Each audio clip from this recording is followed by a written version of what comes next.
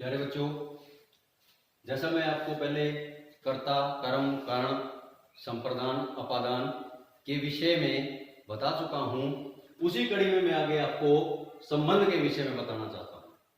संस्कृत भाषा में संबंध को कारक नहीं माना जाता। क्यों नहीं माना जाता, इसकी परिभाषा में ही पता चल जाएगा आपको कि जहां पर सेवक का स्वामी के साथ या जन्य का जनक के साथ और कार्य कारण आदि के रूप में संबंध होता है, जहां पर सेवक का स्वामी के साथ, जन्य का जनक के साथ कार्य कारण के आदि के रूप में संबंध होता है, उसे संबंध कहते हैं, न कि संबंध कारक कहते हैं। केवल उसको हम संबंध कहेंगे।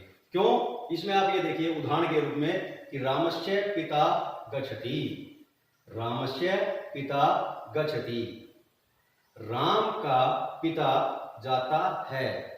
यहां पर जाने वाला कौन है?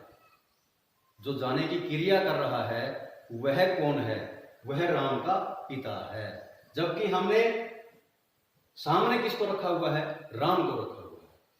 यहां पर यदि ये होता कि राम है गच्छति, राम जाता है, तब तो यह कारक था। लेकिन जाने में जहां राम का पिता जाता है, राम का पिता जन्य और जनक आदि के साथ, जहां पर ये पूछा मैंने बता परिभाषा में कि जहां पर सेवक का स्वामी के साथ हो या जन्य का जनक के साथ, जैसे यहां राम का पिता, पिता यहां पर जनक है और जन्य राम है, इनका आपस में संबंध है। अब राम का पिता जाता है, जाने की जो क्रिया कर रहा है वह राम का पिता कर रहा है, इसलिए इसको संस्कृत भाषा में कारक नहीं माना जाता। क्योंकि कारक की जो परिभाषा है वह यह है कि कर्ता का क्रिया के साथ जिसका सीधा संबंध होता है उसको हम कारक कहते हैं। यहाँ पर क्रिया के साथ सीधा संबंध नहीं है, यहाँ पर क्रिया के साथ सीधा संबंध नहीं है, इसलिए यहाँ पर ये संबंध कारक न होकर के केवल संबंध ही कहेंगे। संबंध उसको हम कहते हैं।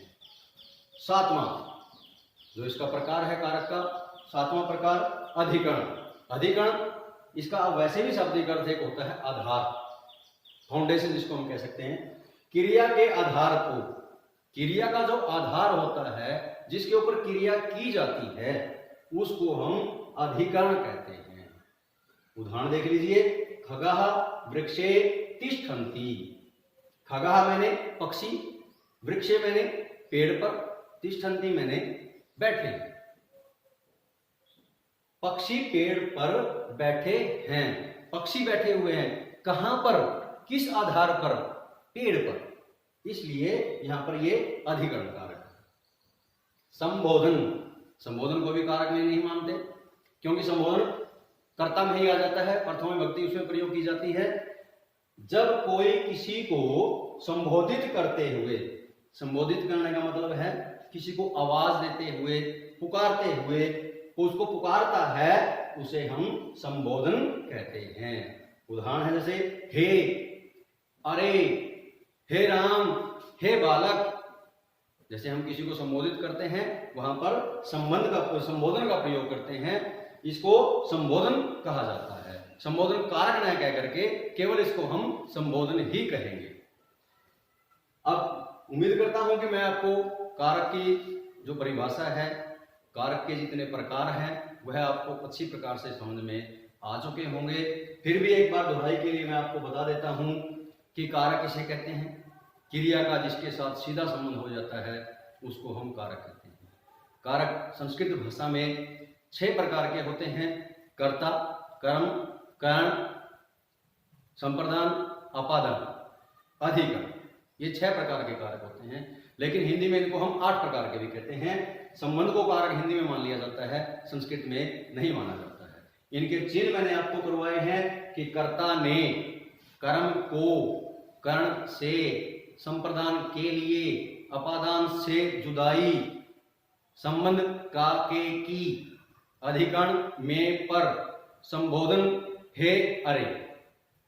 तो प्यारे बच्चों, मैं उम्मीद करता हूं आपसे कि मेरे द्वारा समझाए गए कारक आपको बहुत ही अच्छी प्रकार से समझ में आ गए होंगे। आपके लिए गृह कार्य में आपने सभी कारकों के कर्मानुसार उनकी परिभाषा और उनके उदाहरण आपने अपनी कॉपी पर उतार लेने हैं, लिख लेने हैं। जैसे हमारे समाज के अंदर ये कोविड महामारी चली हुई है, उसमें विद्यालय अभी तक सुचारू रूप से लगने की कोई अनुमति प्राप्त नहीं हुई है।